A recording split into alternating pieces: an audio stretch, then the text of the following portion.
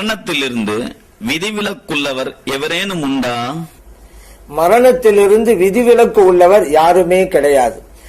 இறைவனுடைய படைப்புகள் அனைத்துமே மரணத்தை சந்தித்து தான் ஆகணும். அல்லாஹு தாலா குர்ஆனிலே சொல்லி காட்டுகிறான், குல்லு நஃப்ஸின் ஸாயிகத்துல் மௌத், எல்லா ஆத்மாவும் மரணத்தை சுவைத்தே தீரும் அப்படின்ட்டான். இதுல விதிவிலக்கே கிடையாது. நமது நாயகம் ஸல்லல்லாஹு அலைஹி வஸல்லம் அவங்கள பார்த்து அல்லாஹு தாலா சொல்லிட்டானே, அஃபையும் மித்த ஃபஹுமுல் காலிதூன், நபிகள் அவர்களே நீங்களே இந்த உலகத்தை விட்டு போகும்பொழுது மற்றவர்கள் இந்த உலகத்திலே நிரந்தரமாகவா இருந்து விட போகிறார்கள், ஒரு காலம் முடியாதுன்னு சொல்லிட்டான். இப்ப எல்லோருமே மௌத்து அப்படிங்கறத சுவைத்துத்தான் தீர வேண்டும். அதனாலதான் இந்த உலகத்துல ஒரு மனிதன் பிறந்துட்டா என்ன நடக்குதோ நடக்கலையோ ஒன்று மட்டும் உறுதியா நடக்கும், அதுதான் மரணம் என்பது. பிறப்பு அப்படின்றாலே இறப்புன்னு ஒண்ணு இருக்குது.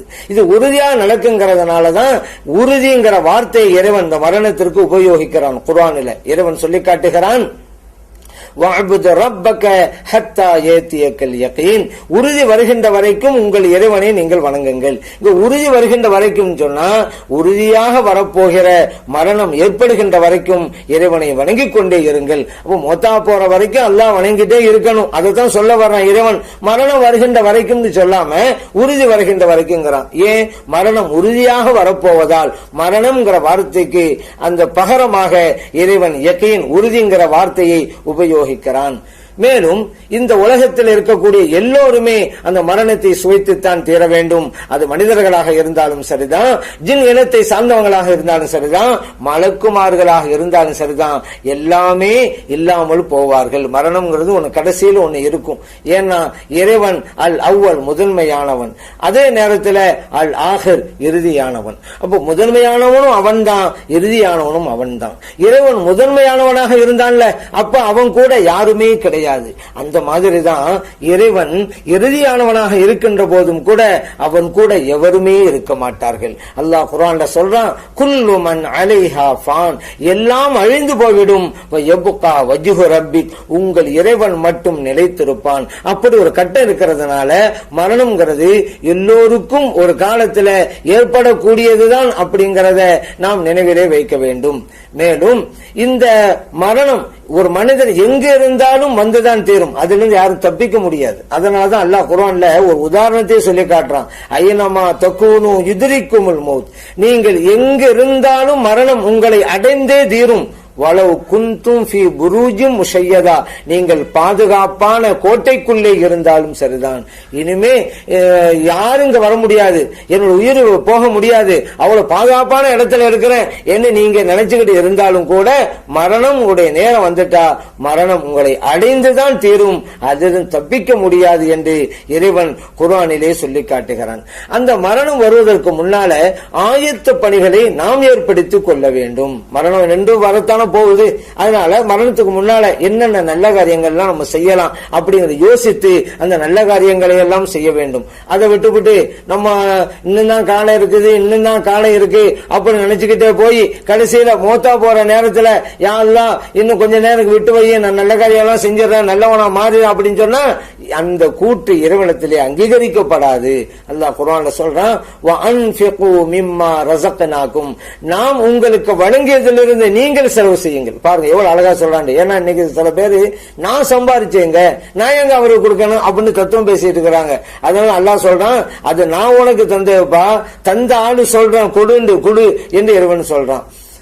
மின் கபலி அன் யஅதிய அஹதகுமுல் மௌத், உங்களுக்கு மரணம் வருவதற்கு முன்னாலேயே நீங்கள் தர்மம் செய்யுங்கள்.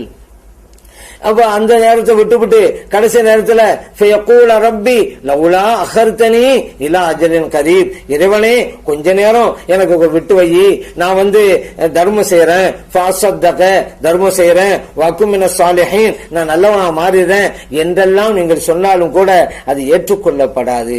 வலன் யுஅখিরல்லாஹு நஃப்ஸன் இதா ஜாஅ அஜலுஹா, தவணை காலம் ஒன்னு வந்துட்டாக்கா அவருடைய தவணை காலம் பிற்படுத்தவே செய்ய செய்யாது, அந்த நேரத்தில் உயிர் பறிக்கப்படத்தான் செய்யும் அப்படிங்கறத இறைவன் இந்த வசனத்திலே சொல்லி காட்டுகிறான். அதனால் தவணை காலம் வந்துட்டா நம்மளால் தப்பிக்க முடியாங்கிறதுனால அந்த நேரம் வருவதற்கு முன்னால நம்மால் ஆன நல்ல காரியங்களை எல்லாம் செய்து கொள்ள வேண்டும். இப்னு உமர் ரலியல்லாஹு அன்ஹு அவங்க சொல்லி காட்டுறாங்க, நீ காலையிலே இருக்கும் பொழுது மாலையிலேயும் இருப்ப அப்படின்னு உறுதியா நீ நம்பாத.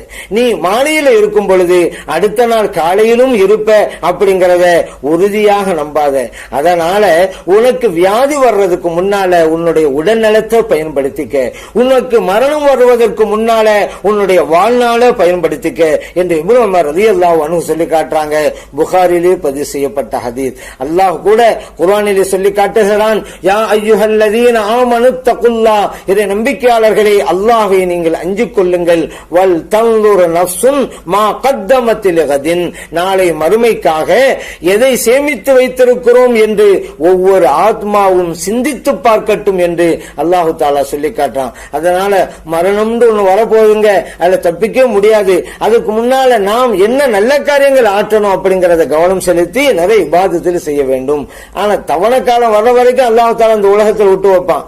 அந்த தவணை காலம் வருகின்ற வரைக்கும் யாரும் நம்ம எதுவும் செய்ய முடியாது.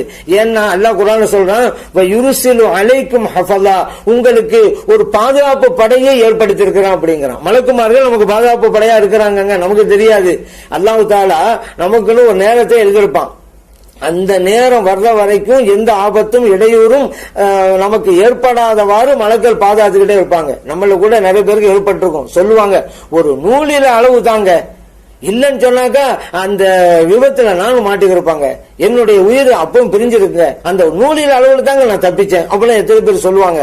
அந்த நூலிலே அளவுக்கு நீங்கள் சென்ற பிறகும் கூட அந்த ஆபத்திலே நீங்கள் சிக்குண்டு விடாமல் உங்களை பாதுகாத்தது யார் தெரியுமில?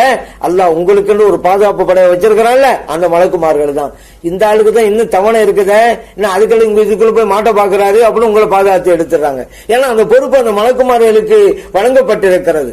ஹத்தா இதா ஜா அஹதகுமுல் மௌத்து தவஃபத்து ருசுலனா, அதே நேரத்தில் அந்த தவணை காலம் உங்களுக்கு வந்துட்டா அந்த பாதுகாப்பு படையா இருக்கிறாங்கல்ல, அவங்க எல்லாம் நம்முடைய டியூட்டி முடிஞ்சு போச்சு அப்புறம் அவங்க போயிருவாங்க, உங்களுக்கு மரணம் வந்துவிடும்.